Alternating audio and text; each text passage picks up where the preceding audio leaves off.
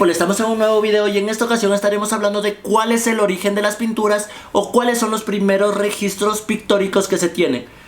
Si te interesa, quédate, que acá te lo contamos.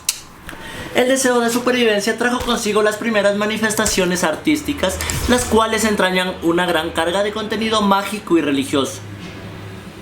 El arte surge como respuesta a una necesidad natural de autoprotección de los primeros grupos humanos, por lo que los antiguos hombres y mujeres tuvieron la posibilidad de dejar plasmados los relatos y las noticias de sus actos, y de esta manera se puede tener constancia de la evolución humana a lo largo de la historia.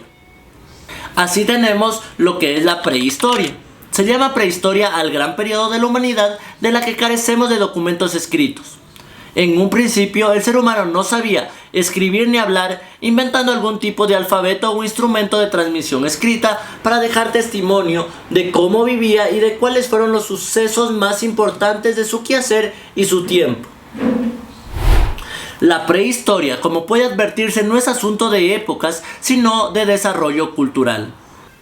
En su proceso evolutivo, el ser humano fue adquiriendo conciencia de su capacidad creativa en íntimo contacto con la naturaleza, primero para subsistir y más tarde para perfeccionar los utensilios que creaba, a merced de los materiales que iba descubriendo. Con base en el descubrimiento y uso de esos materiales, se habla primero de la edad de piedra, llamada así por el empleo de los instrumentos líticos, principalmente del sílex, también llamado pedernal, la cual se subdivide en tres grandes fases: la paleolítica, que emplea el uso de la piedra tallada; la mesolítica y la neolítica. La neolítica usa la piedra pulimentada.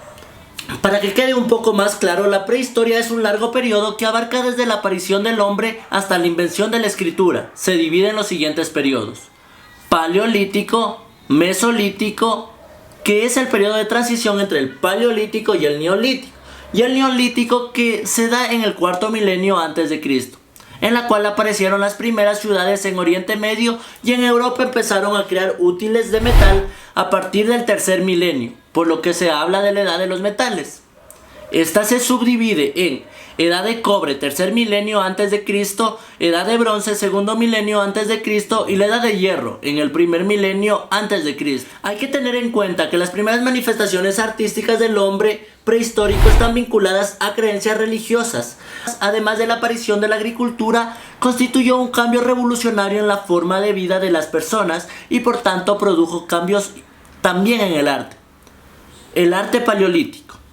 En el arte paleolítico existen obras de gran valor estético, pinturas en cuevas, figurillas y grabados realizados por el Homo sapiens hace aproximadamente 40.000 años, y que se consideran las primeras obras de arte creadas por el ser humano.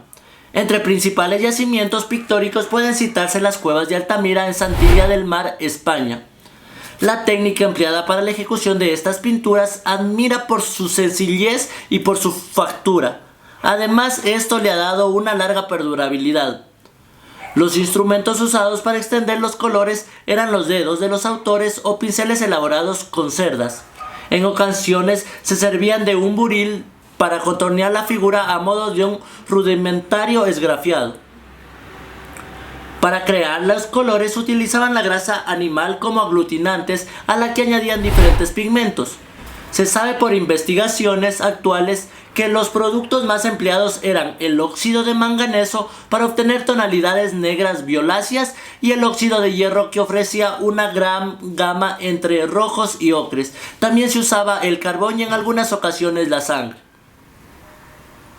Este procedimiento graso resultó ideal para conseguir una adhesión perfecta sobre las porosas rocas de las cuevas, de modo que, absorbidas por estas y mantenidas en condiciones constantes de humedad y temperatura, y además incluyendo la ausencia de luz, las pinturas han permanecido durante miles de años prácticamente inalteradas. La temática de estas pinturas eran principalmente animalísticas. Bisontes, caballos constituían las figuras más frecuentes, aunque también se representaban jabalíes, venados y algunas figuras humanas, que parecen ser hechiceros disfrazados con pieles de animal. Las técnicas que se utilizaban en esta clase de pintura eran básicamente las técnicas de la pintura parietal, las cuales son las siguientes: el soplado, el cual consiste en la pulverización de pigmento mineral y soplado a través de un hueso hueco. Además tenemos el delineado. Este consiste que con la yema de los dedos se delineaba sobre la superficie de la forma básica para identificar al animal o actividad. Y además, para finalizar, tenemos el taponado, en el cual se impregnaba una esponja vegetal con aglutinante de pigmento vegetal o mineral y se tapona la superficie pictórica. Los materiales utilizados fueron pigmento de hierro, carbón, arcilla y pigmentos vegetales como la clorofila de diferentes plantas. Los soportes son puramente parietales, variando según la geografía de la zona, paredes de techos o cuevas. Además, las representaciones, como ya se lo mencionaba, eran ya sea humanas o animalísticas. Si te gustó el contenido, no te olvides de compartir, suscribirte y darle me gusta, además de seguirme en las redes sociales que aparecerán por acá y dejarme en la cajita de comentarios artistas, obras o temas relacionados con el arte de los cuales te gustaría que hablemos. Hay unos vidrios.